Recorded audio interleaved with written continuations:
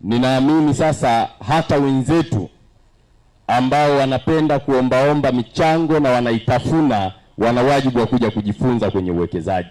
Maana nimeona jana kwenye taarifa kuna bwana mmoja ameposti, tunaomba mchango, tunaomba tone tone. Tumepita katika kipindi kigumu sana, na kipindi hiki ili kuamka kuanza kazi kwa upana wa nchi na maeneo mengine kinahitaji rasilimali.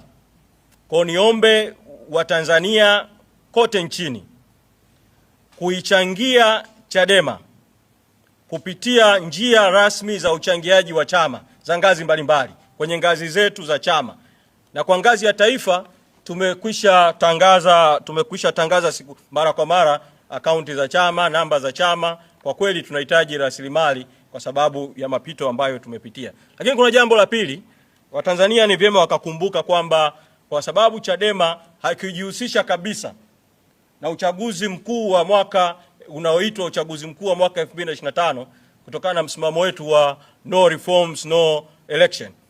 Manake vile vile Chadema sasa hivi haipokei hata shilingi moja ya ruzuku ya kutoka serikalini.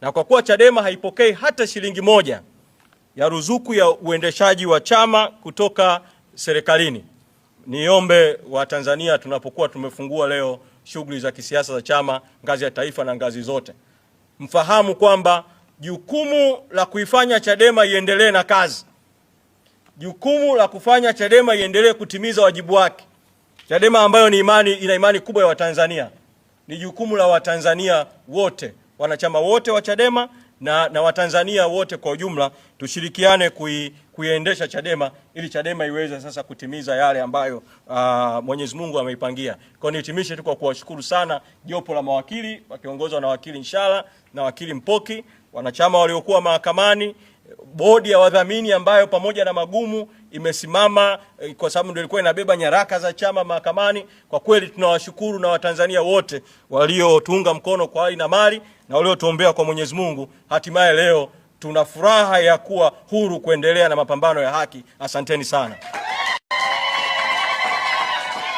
Yaani familia zao ziko Ulaya zinalipwa, wanakula maisha na wanataka hela za Watanzania. Tustuke. Tuone kabisa kwamba tuna makanjanja kwenye siasa. Fedha zikichangwa, tulimuona yule babake mkubwa wa Lissu, sio ni mjomba wake, alikuwa analalamika michango ya Lissu ililiwa, waliokula ni kina nani? Wanajuana wenyewe huko ndani. Sasa Watanzania, fedha zenu fanyieni maendeleo yenu. Msiwape watu wakaenda kupoteza kwa mambo yasiyofaa.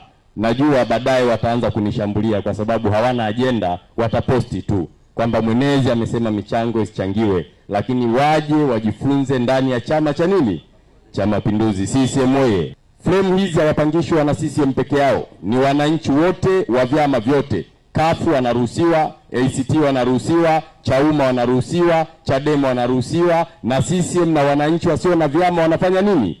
Wanaruhusiwa. CCM hakuna ubaguzi. Sisi tunafanya kazi na watu wote na vyama vyote.